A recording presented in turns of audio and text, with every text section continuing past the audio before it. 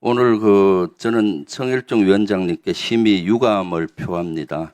오늘 오전에 아침에 MBC 라디오에 나가서 제가 무인기에 관련해서 지금 국민적인 의혹을 풀고 있습니다. 외환죄냐, 이적죄냐 이런 범인을 잡기 위해서 여러 가지 제보를 받아서 무인기에 대한 걸 어제 오늘 공개를 많이 했습니다. 그런 저를 보고 성 위원장은 김 의원은 12.3 비상계엄과 관련해서 윤석열 전 대통령 등을 외환죄로 엮으려고 하는데 군을 정치에 이용해서는 안 된다. 마치 제가 이렇게 진실을 밝히는 것이 정치에 이용하는 걸로 보고 있고요. 그거에서 더해서 사성장군 출신이라는 사람이 그것도 국방위원이 이렇게 하는 것에 대해서는 이적죄다. 있을 수 없는 일이라고 얘기를 했습니다. 존경하는 한기호 님이 역사 앞에 죄인이 되지 말라고 했는데 이것은 사실은 보통적인 드론사의 작전 활동은 저는 공개한 적이 없습니다. 이것은 명백히 외환죄나 이적죄가 될 수 있는 사항이고 또한 12.3 내란의 원인이 될 수도 있는 사항이기 때문에 국정조사 청문회에서도 밝히려고 노력을 했던 것이고 오늘 또 밝히려고 노력했던 것입니다. 과연 이적죄를 찾아내는 경찰을 마치 범인이 너보고 이적죄다라고 하는 꼴 아니겠습니까?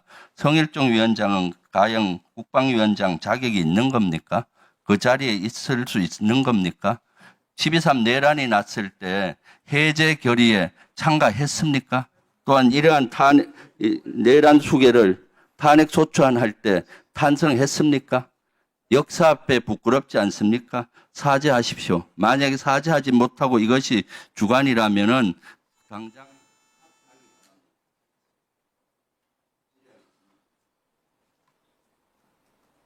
질의하시기 바랍니다.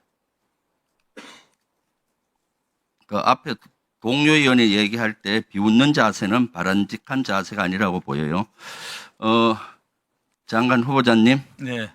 아침에 제가 드론 사령부가 증거인멸을 하고 있다라고 시간이 없어서 개념만 얘기했는데 조금 더 말씀드리겠습니다. 슬라이드 한번 보시죠.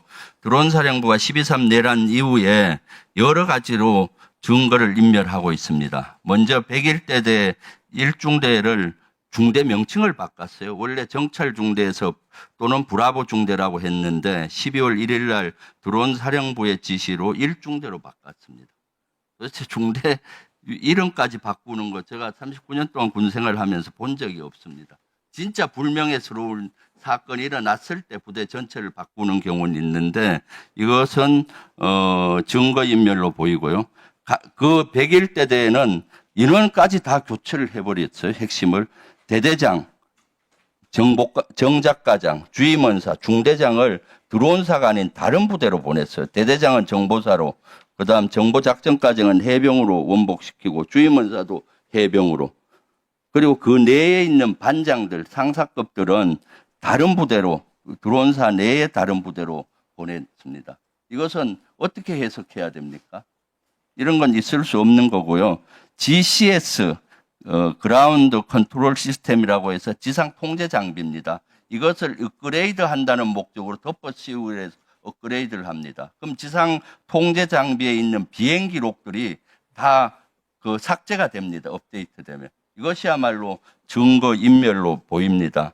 컨테이너 화재 사고도 이와 관계 있습니다. 이날 당직자가 사실 처벌을 받아야 되는데 제대로 처벌도 받지 못했고 나중에 표창까지 받았어요. 이렇게 김용대 드론 사령관이 그대로 있으니까 이런 것들을 은폐하고 수사를 방해하고 이런 것들이 일어나고 있습니다. 김용대 사령관을 당장 교체하고 이렇게 증거인멸이 되지 않도록 당장 지시하고 바꿔야 된다고 생각하는데 장관 후보자님 어떻게 생각하십니까? 네. 제가 장관이 된다면은 이 부분을 포함해서 면밀히 한번 살펴보겠습니다. 네. 그리고 윤석열 정권 들어와서 비정상화된 것이 너무 많습니다. 첫 번째 정치적으로 했던 것이 뭔지 기억하십니까? 서해 공무원 피격 사건입니다. 서해 공무원 피격 사건 한번 띄워보시죠. 윤석열 대통령 되고 나서 바로 2주도 채 안 돼서 NSC 실무조정회의를 열어서 김태호 1차장이 팩트는 그대로인데 이것을 사실을 되엎습니다. 수사를 종결하고 5월 24일 날 열고 상임위원회를 5월 26일 날 엽니다. 열어서 차관하고 장관들 해경청장을 불러서 수사 종결을 하고 거기에 관련자들을 감사원 감사하고 이런 조치들을 합니다. 수사 종결이 되려면 해경에서 수사심의위원회를 해서 결정하는데 수사심의위원회를 열고 결정된 날이 6월 3일입니다. 그래야 종결되는데 이미 국방부는 이때 회의를 통해서 보면은 5월 30일 날 종결 보고할 때 브리핑 자료까지 만든 겁니다. 결론을 정해놓고 하는 거죠. 그리고 나서 종결을 지읍니다. 이때 합참의 정보 판단은 월북 추정을 그대로 유지했습니다. 지금도 아마 합참의 정보 판단은 이 사건과 관련해서 혹시 확인해 보십시오. 월북 추정으로 돼 있을 겁니다. 이따 휴식 시간에 좀 하고 혹시 이따가 한번 답변을 해줄 수 있으면 해 주십시오. 현재 합참 정보 판단이 바뀌었는지 이 사건에 바뀌지 않았습니다. 그런데도 불구하고 감사원 감사를 통해서 문제점을 어거지로 만들어서 그 관련되는 장관들, 관련되는 사람들을 기소시키고 재판을 받는데 지금 2년이나 고생하고 있습니다. 이런 비정상의 정상화를 해야 된다고 봅니다. 이러한 것들은 대단히 중요해요. 장관님 어떻게 생각하세요? 장관님 의장님. 이 부분과 관련하여 감사원 감사는 현재 비공개로 발표를 한 적이 있습니다. 그리고 현재 이 사건에 대해서는 수사 중인 상황이기 때문에 후보자가 수사는 끝났어요. 재판 중인데 재판 중이기 이것은 때문에 이미 비정상이 잘못된 거고 요거가 뒤집은 과정은 수사 중이 아니에요.